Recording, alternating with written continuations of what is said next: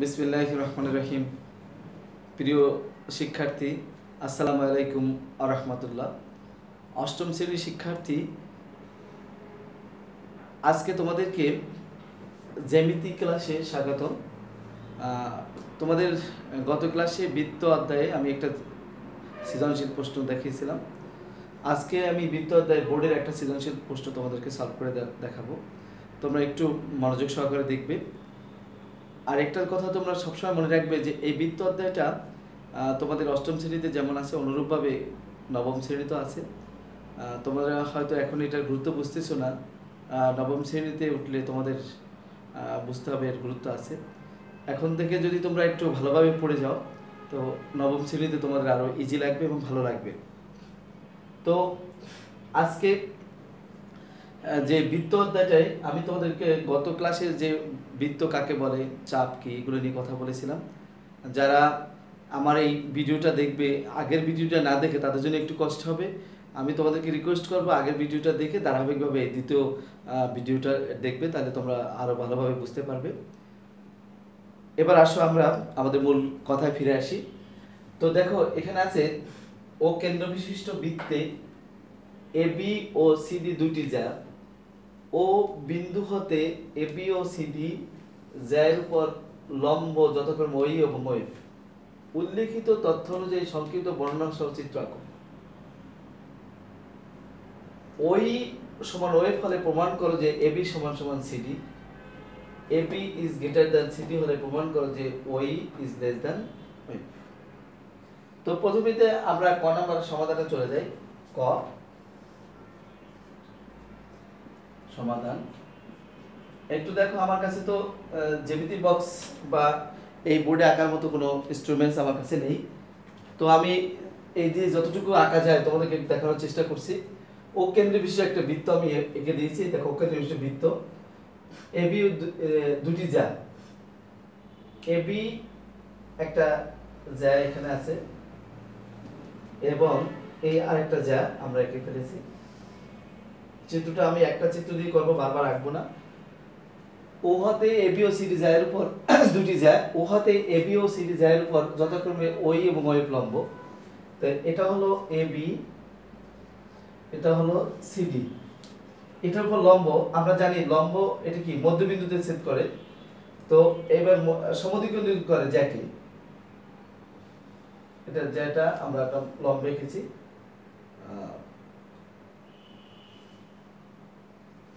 ওই এবং ওয়েভ।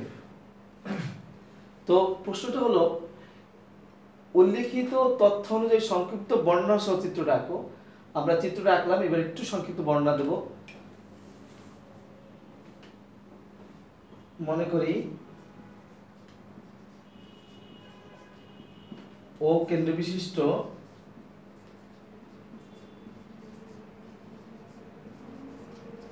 বৃত্তে এবি ও সিডি দুইটি যায়।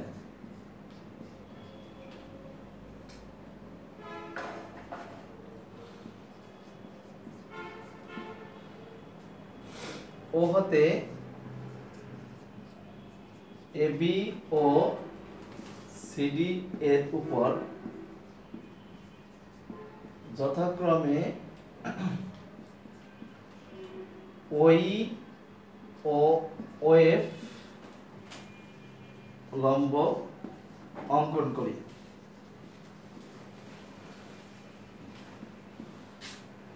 আচ্ছা, তাহলে আমরা এই চিত্রটা তোমরা আঁকার পরে একটু সংক্ষিপ্ত বর্ণনা বলছে, আমরা এতটুকুই বর্ণনা লিখব। ও মনে করি ও কেন্দ্রবিশিষ্ট বৃত্তে এবি ও সিডি দুইটি যা, ও হাতে এবি ও সিডি যায়ের উপর যথাক্রমে ওই এবং ওয়েভ লম্ব অঙ্কন করি।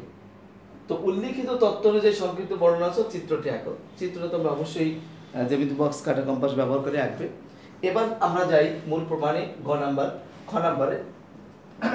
খ নাম্বার একটু লক্ষ্য করো, আমরা যে খ নাম্বার যে প্রমাণটার কথা আমি বলছি, এখানে এটা মুছে দিলাম। বলছে যে ওই সমান ওয়েভ হলে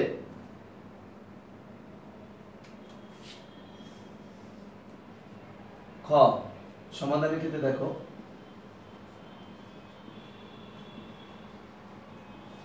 ওই সমান ওয়েভ, মানে এখান থেকে এইটুকু যদি এইটুকু সমান হয়, এটা একটা সমান হয়, তাহলে দেখা যাবে যে এবি সমান সিডি, এবি যা সমান সিডি যায়। আমরা এই একই ফিগার থেকে প্রমাণ করব। তোমাদেরকে রিকোয়েস্ট করব যে তোমরা খ নাম্বার জন্য আলাদা ফিগার করবে, গ নাম্বার জন্য আলাদা ফিগার এঁকে দিবে।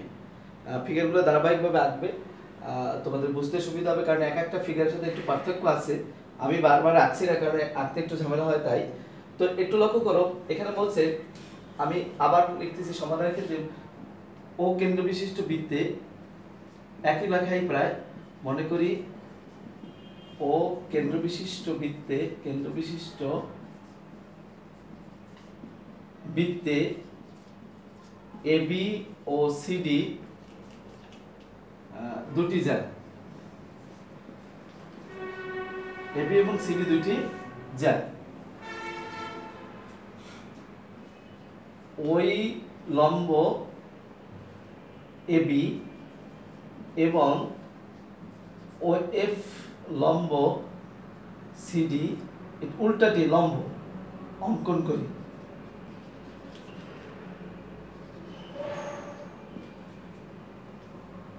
ওই সমান সমান ওই এফ হলে প্রমাণ করতে হবে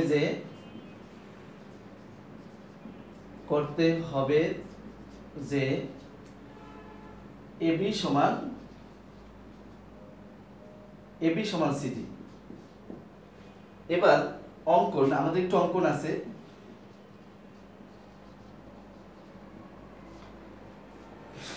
অঙ্কনটা হলো, একটু যদি আমরা লক্ষ্য করি যে ও এ কমা ও সি যোগ করি,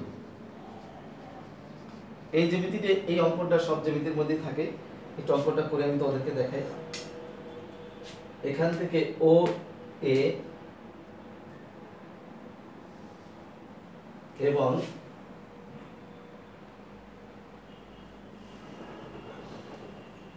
ও সি যোগ করি, অঙ্কনটা আমাদের হয়ে গেল। এবার লক্ষ্য করো, প্রমাণে আমরা চলে যাব। প্রমাণ,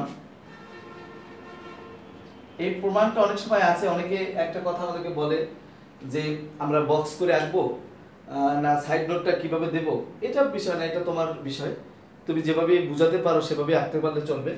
তবে যেহেতু তোমরা এইটার স্টুডেন্ট, তোমাদের জন্য বইয়ের মতো করে পড়াটাই ভালো, না হলে তোমরা হয়তো বুঝতে কষ্ট হবে। বা আমি যেভাবে লিখে দিছি তোমরা যদি সেভাবে ধারাবাহিকভাবে নোট করো তাহলেও চলবে। লক্ষ্য করো, আমি এখনই কিন্তু এটা মুছে দিতে হবে, তখন কিন্তু তোমাকে আস্তে আস্তে লিখে নিয়ে তারপরে তোমরা এটা নোট করে ফেলবে। প্রমাণের ক্ষেত্রে দেখো, যেহেতু আমরা দেখাবো যেহেতু ওই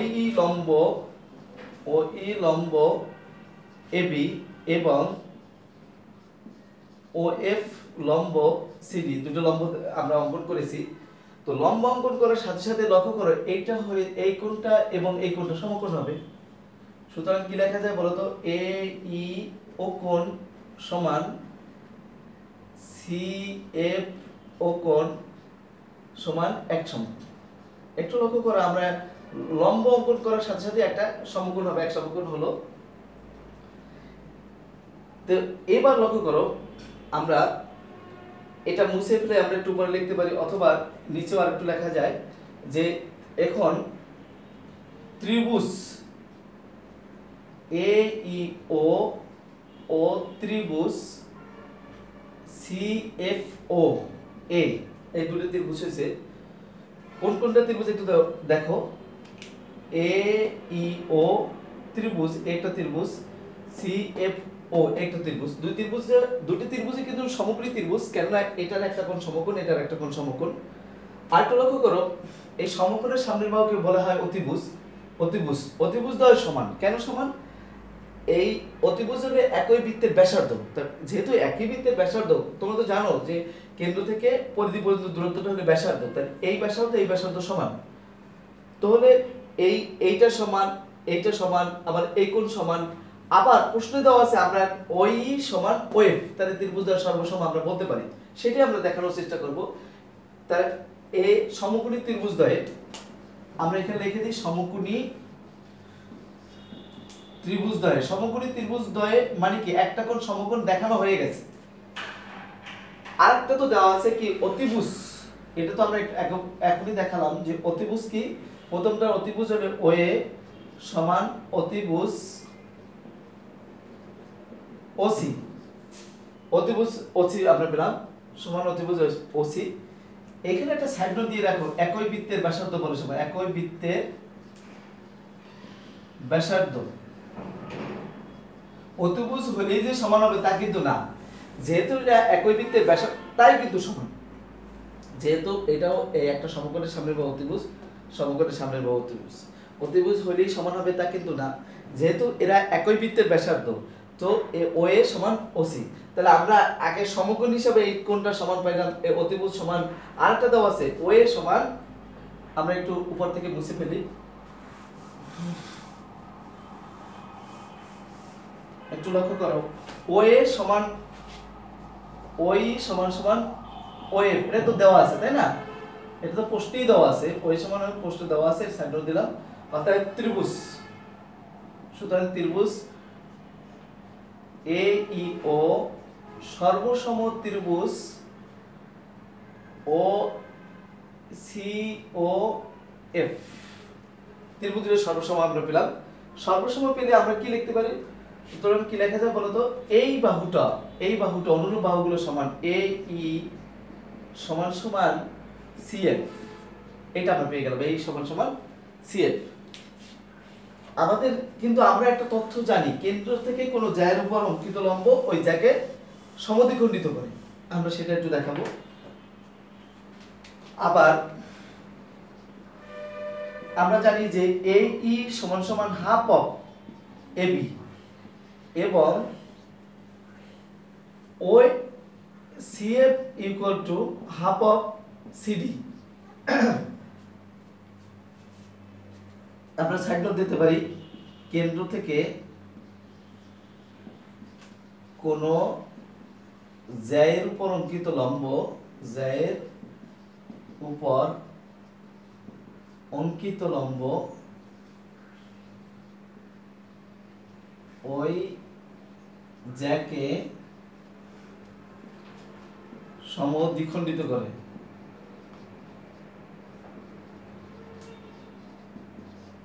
কেন্দ্র থেকে কোনো জ্যায়ের উপর অঙ্কিত লম্ব ওই জ্যাকে সমদ্বিখণ্ডিত করে। তো এখন যদি একটু লক্ষ্য করো, এইখান থেকে এইটুকু একটা লম্ব আঁকলাম ওই, এখন এই জ্যাটাকে যদি সমদ্বিখণ্ডিত করে মানে এইটুকু সমান, তার মানে বলা যায় কি একটু এটা দেখো রাফ, এই সমান সমান ইবি বা বিই, যদি এই সমান বিই হয় তাহলে এবি এই সমান বিই, তাহলে এই ইকুয়াল টু লেখা যায় এবি এর অর্ধেক হাফ অফ এবি, আমি সেই থিওরি ধরে দেখছি এই সমান সমান হাফ অফ এবি, অনুরূপভাবে সিএফ সমান সমান হাফ অফ সিডি। তাহলে আমরা কিন্তু সেই জ্যাকে অঙ্কিত লম্ব জ্যাকে সমদ্বিখণ্ডিত করে। আবার দেখো এইটুকু আবার এইটুকু সমান, তাহলে এইটার মান যদি আমি এখানে বসাই হাফ অফ এবি, আবার এইটার মান যদি এখানে বসাই কি সমান সমান লেখা হাফ অফ সিডি, এই হাফ যদি উভয় পক্ষ থেকে উঠে যায় এবি সমান সিডি প্রমাণিত। এই একটা প্রমাণ বা খ নাম্বার আমরা প্রমাণটা পেলাম, প্রমাণিত এটা আমরা পেলাম। এবার আমাদের গ নাম্বার প্রমাণটা একটু দেখাবো, তবে একটু চিত্র চেঞ্জ করতে হবে, কারণ বলছে যে A B is greater than C D, এমন ভাবে চিত্রটা আঁকতে হবে এবি কে একটু গ্রেটার দেন দেখাতে হবে, তাহলে তোমাদেরকে একটু বুঝতে সুবিধা হবে যে এই গ্রেটার দেন আমরা কিভাবে দেখাই। একটু লক্ষ্য করো, চিত্রটা একটা আমরা একটু চেঞ্জ করি,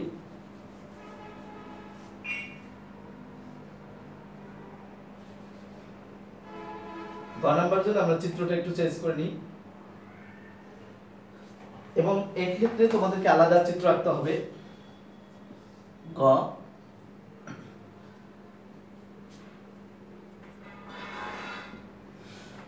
কেন্দ্র আছে,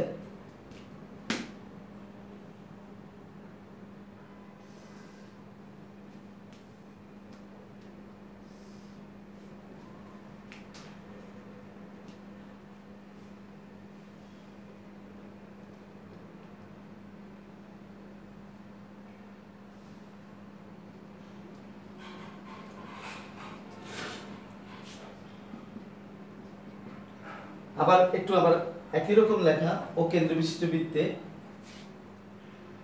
সমাধানের ক্ষেত্রে আবার দেখো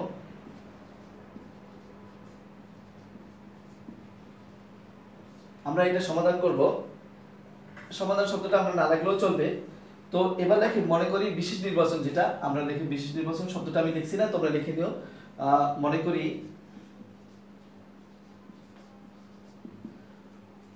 ও কেন্দ্র বিশিষ্ট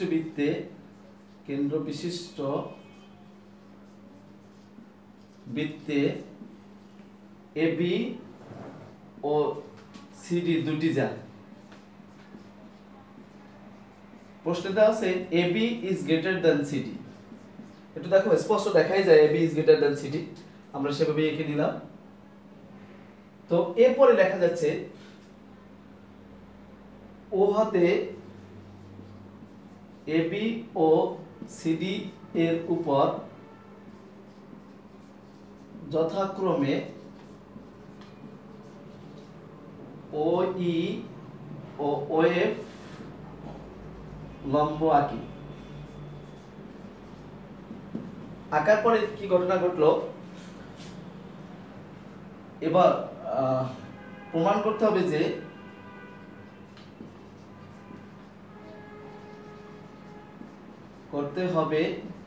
যে ওই ই লম্ব ওএফ, এই জ্যামিতিটা খুবই ইম্পর্টেন্ট এবং বিশেষ করে 8 এবং 9 ক্লাস উভয় ক্লাসের জন্য তোমরা একটু মনোযোগ সহকারে দেখো। অঙ্কন, আমি আবার বলছি অঙ্কনটা ওই আগের মতো করে অঙ্কনটা লিখতে হবে।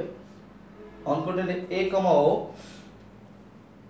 ও কমা এ এবং ও কমা সি যোগ করি। আচ্ছা, একটু যোগটা করে দেখাই, আমরা যোগটা করে ফেলি। খ নাম্বারের মতোই অনেকটা, তো একটু চেঞ্জ আছে, আমরা এই চেঞ্জটা তোমাদেরকে দেখানোর চেষ্টা করব। একটু মনোযোগ সহকারে দেখো, একটু কঠিনও আছে বটে। এবার প্রমাণ, আমাদের মেইনলি যে প্রমাণটা যেটা নিয়ে তোমরা ভয় পাও সেটা হলো যে ও খাতে আমরা অঙ্কন করলাম যে যেহেতু ও ই লম্ব এবি এবং ও এফ লম্ব সিডি, এটা আমরা করেছি অঙ্কন অনুসারে, যেহেতু লম্ব সিডি, অর্থাৎ কি লেখা যায়, A E equal to half of AB এবং CF equal to half of CD. আগের যে ভিডিওতে একই জিনিস আমি তোমাদেরকে দেখিয়েছিলাম। এটার কারণটা আমি লিখেছিলাম কি মনে আছে নিশ্চয়ই তোমাদের, কেন্দ্র হতে কোন জ্যায়ের উপর অঙ্কিত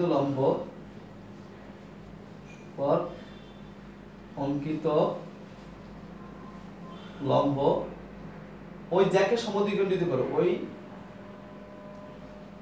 জ্যাকে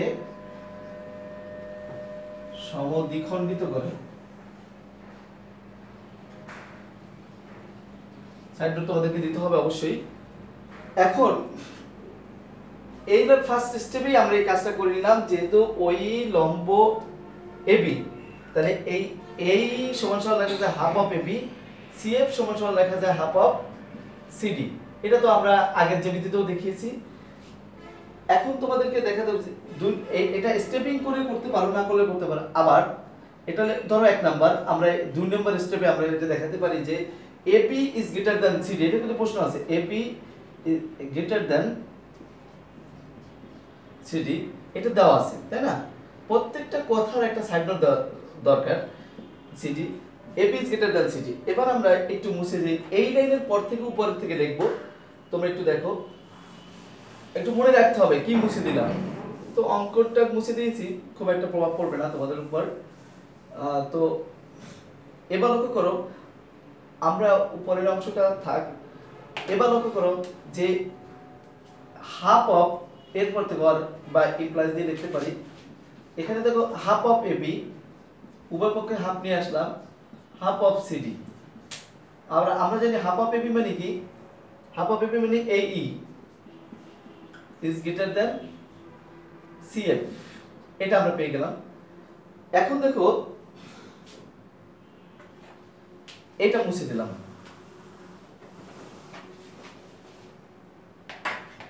এখানে একটা সমকোণী ত্রিভুজ হয়েছে, ত্রিভুজ এ ই ও এ ই ও কোণ সমান এক সমকোণ, এই কোণ সমান এক সমকোণ। কারণ এই ত্রিভুজটা আমরা দেখেছি যে এই কোণটা এক সমকোণ, এই ত্রিভুজটা এই কোণটা এক সমকোণ, আর তাহলে এও হলো অতিভুজ এবং ওসি হলো অতিভুজ। তাহলে লেখা যায় অতিভুজ স্কয়ার সমান সমান অন্য দুই বর্গের যোগফলের সমান। আমরা জানি পিথাগোরাস উপপাদ্য অনুযায়ী, সাইড নোট লিখতে হবে পিথাগোরাসের উপপাদ্য অনুযায়ী আমরা পিথাগোরাস উপপাদ্য অনুযায়ী লিখলাম যে পিথাগোরাস কি বলেছে, সমকোণী ত্রিভুজের অতিভুজের উপর অঙ্কিত বর্গক্ষেত্র অপর দুই বাহু, এটা এ স্কয়ার এবং ওই স্কয়ার উপর অঙ্কিত বর্গক্ষেত্রের সমষ্টির সমান। তো আবার আরেকটা সমকোণী ত্রিভুজ আছে কি, ত্রিভুজ একটা ত্রিভুজ হলো ও দ্বিতীয় সমকোণী ই এফ ত্রিভুজে, এটা দেখো সি এফ ও কোণ সমান এক সমকোণ, এই এক সমকোণ। তাহলে একই কারণে পিথাগোরাস উপপাদ্য অনুযায়ী লিখতে পারি কি, ওসি স্কয়ার সমান সমান লেখা যায় O F square plus C F square. এটা লেখা যায় OC square equal to O F square যোগ সি এফ স্কয়ার। এটাও লিখতে হবে যে পিথাগোরাসের উপপাদ্য অনুযায়ী, পিথাগোরাসের উপপাদ্য অনুযায়ী। এইটা ছেলেদের জন্য পিথাগোরাসটা একটু কম পড়া হয়েছে, তোমরা যারা পড়েছো বুঝতেছো, না পড়লে তোমরা একটু দেখে নিও যে পিথাগোরাস উপপাদ্য অনুযায়ী। আমরা পরবর্তী ক্লাসে পিথাগোরাস উপপাদ্য তোমাদের আবার বুঝাবো। তো এখন লক্ষ্য করো, আমরা পিথাগোরাস উপপাদ্য অনুযায়ী আমরা এটা লিখলাম। যেহেতু এবার 3 নাম্বার স্টেপে আমরা চলে যাই, 3 নাম্বার স্টেপে আছে আমাদের কি আছে, যেহেতু ওই এ সমান সমান ওসি, কেন, একই বৃত্তের ব্যাসার্ধ বলে। একটু লক্ষ্য করো, এই ও এ এবং ওসি সমান, একই বৃত্তের ব্যাসার্ধ বলে। এটাকে যদি আমরা বর্গ করে দেই, ও এ স্কয়ার উভয় পক্ষে বর্গ করে দেই, ও এ স্কয়ার সমান সমান ওসি স্কয়ার, তাহলে কি লেখা যায় একটু লক্ষ্য করো। আমরা মুছে দিতে পারি যে বিগুলো, তাহলে লক্ষ্য করে এলিমেন্ট পরে ওসি স্কয়ার মানটা কি রয়েছে, এটা মানটা আমরা বসাই দিই, এ ই স্কয়ার যোগ ও ই স্কয়ার সমান সমান, এখানে লেখা যায় ওসি স্কয়ার পরিবর্তে লেখা যায় ও এফ স্কয়ার যোগ সি এফ স্কয়ার। একটু লক্ষ্য করতে হবে, এখানে একটু টেকনিক আছে, আমাদের টেকনিক্যালি আমাদেরকে দেখাতে হবে যে ওইটা ছোট এবং ওই এফটা বড়, এটা আমাদেরকে দেখাতে হবে। তো টেকনিকটা একটু খেয়াল করো যে কি আমরা দেখাবো, এই আমাদের পরিষ্কার করে এটা ব্যাখ্যা বা টেকনিক্যালি আমাদের দেখাতে। আমরা প্রথমে তোমাদেরকে শুরুতেই দেখিয়েছি, যেহেতু এটা দেখো, যেহেতু A E square is greater than C F square. আচ্ছা, এইটা হলো বড়, লক্ষ্য করো এটা হলো বড় কোনটা থেকে, এটা থেকে ছোট। কিন্তু তোমাদেরকে একটা জিনিস খেয়াল করতে হবে যে এটা বড়, এটার থেকে বড়, তাহলে এইটা বড় এটা ছোট। এখানে দেখা আছে এই স্কয়ার বড় is greater than C F square. এখন এইটা যদি বড় হয়, এটা যদি ছোট হয়, কিন্তু এমন একটা সংখ্যা এই দুই উভয় পক্ষে যোগ করবা, এটার সাথে একটা যোগ করবে, এটা যাতে সমান হয়। তাহলে বড়টার সাথে নিশ্চয়ই ছোটটা যোগ করতে হবে, আর ছোটটার সাথে কি বড়টা যোগ করতে হবে।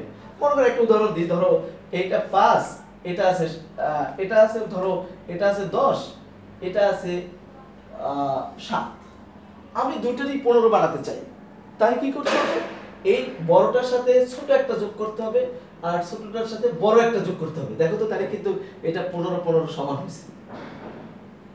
তাহলে বড়টার সাথে যোগ করতে হবে কি, ছোটটার সাথে বড়টা, ছোটটার সাথে বড়টা, তাহলে মানে ওয়েভ, এই ওইটা ছোট, ওয়েভটা বড়। অতএব বা সুতরাং বলা যায়, কি বলা যায় বলো তো দেখি, ও ই স্কয়ার এইটা হলো কি ছোটটা, এটা বড়টার সাথে ছোটটা, বড়টার সাথে ছোটটা, ও এই ছোটটা এবং এইটা লেস দ্যান হয়ে গেল। কারণ যে এটা হলো less than, OE square is less than CF square, আর এইটা যেহেতু বড় তাহলে এইটা বড়টার সাথে ছোটটা, এটা ছোটটার সাথে বড়টা ও এফ স্কয়ার, সরি এটা হবে কি ও এফ স্কয়ার, সরি। তো এখন লক্ষ্য করো, তাহলে এটা আমরা কি পেলাম ছোট, আর এটা কি পেলাম বলো তো বড়। তো OE square is less than O F square, বড়টার সাথে ছোটটা, এখানে উদাহরণ দিলে বড়টার সাথে ছোটটা এবং ছোটটার সাথে বড়টা। একটু টেকনিক্যালি দেখালাম, কিন্তু এটা তোমাদেরকে আবার দেখাতে হবে না, পরীক্ষার সময় আবার এটা দেখাতে হবে না, আমি এটা বুঝে নিচ্ছি। তাহলে এখন যদি দুবাইকে বর্গ আছে, আমরা বর্গটা উঠিয়ে দিই, আর কি লেখা যায় O E is less than O F, আর O is less than O F, প্রমাণিত। একটু টেকনিক্যালি বর্গটা উঠিয়ে দিলাম, প্রমাণিত। এই প্রমাণটাই তোমাদেরকে চেয়েছি। তো এখান থেকে অনেকেই কিন্তু এলোমেলো করে ফেলে যে আসলে কোনটা বড় কোনটা ছোট। একটু ছোট করে যদি তুমি একটু টেকনিক্যালি চিন্তা করো যে তুমি বড়র সাথে ছোট, ছোটর সাথে বড়, নিশ্চয়ই তোমাদের জ্যামিতিটা একটু কঠিন লেগেছে। তো কেন কঠিন লেগেছে, এর কারণ হলো তোমরা এগুলো পড়তে চাচ্ছ না বা পড়নি, আগের ক্লাসটা আমার দেখোনি। তোমরা এই ক্লাসটা ধারাবাহিকভাবে দেখবা, বইয়ের জ্যামিতিগুলো একটু পড়বা, তাহলে অবশ্যই তোমরা পারবা। আমি তোমাদেরকে একটা কথা বলতে চাই, পড়ালেখাটা হলে মানসিক অবস্থা, মানসিকতা। একটা লোক যদি মনে করে যে আমি পারবো, সে পারবে, আর যদি মনে না করে আমি পারবো না, সে পারবে না। তুমি একটু চিন্তা করে দেখো, তোমার ক্লাসের 1 রোল 2 রোল 3 রোল কেন পারে, তুমি কেন পারো না? তোমার সময়টা কোন কাজে ব্যয় করো, সে সময়টা কোন কাজে ব্যয় করো। তোমরা হয়তো অনেকে বলো যে ও তো ভালো ছাত্র, ও তো পড়বি। কথাটা কি একটু উল্টো হলো না? ভালো ছাত্র সে পড়বি, খারাপ ছাত্র পড়বে না, খারাপ ছাত্র খেলবি, নেটে থাকবি, এটা কেন? উল্টাটা হয়ে গেছে। কারণ যেহেতু তুমি আগে থেকেই পড়নি, জানো না, খেলাধুলা করেছো বেশি, সময় নষ্ট করেছো, সেই জন্য তুমি খারাপ ছাত্র। এখন তোমাকে উল্টা ক্রমে ভালো হতে হলে তার মতো করে বা তার চেয়ে দ্বিগুণ হারে তোমাকে বই পড়তে হবে, লেখাপড়া করতে হবে, বোঝার চেষ্টা করতে হবে। অনেকে জ্যামিতি বৃত্ত আমি দেখালাম, এক্সট্রা জ্যামিতি সৃজনশীল দেখালাম, অনেকে বৃত্ত কি সেটাই বোঝে না, চাপ কি, জ্যাক কি, সমকোণ কি, অতিভুজ কোনটা, এগুলো কিছুই বোঝে না। তাহলে তার দ্বারা তো অবশ্যই কঠিন হবে। আবার কারো কারোর কাছে খুবই ইজি লাগতেছে যে এটা তো কোনো ব্যাপারই না, কারণ সে এগুলো জেনে আসছে। তো একটু মানসিকভাবে তোমরা মনের একটা চেঞ্জ তোমাদের ভিতরে ঘটাতে হবে যে আমি জানবো, তাহলে তোমরা অবশ্যই তোমরা পারবে। সবাইকে তোমরা ধন্যবাদ। তোমরা জ্যামিতিগুলো ভালোভাবে পড়বে, ভালো থেকো। আবার পরবর্তী ক্লাসে তোমাদের সাথে দেখা হবে। আজকে এ পর্যন্ত। আল্লাহ হাফেজ। আসসালামু আলাইকুম ওয়া রাহমাতুল্লাহ।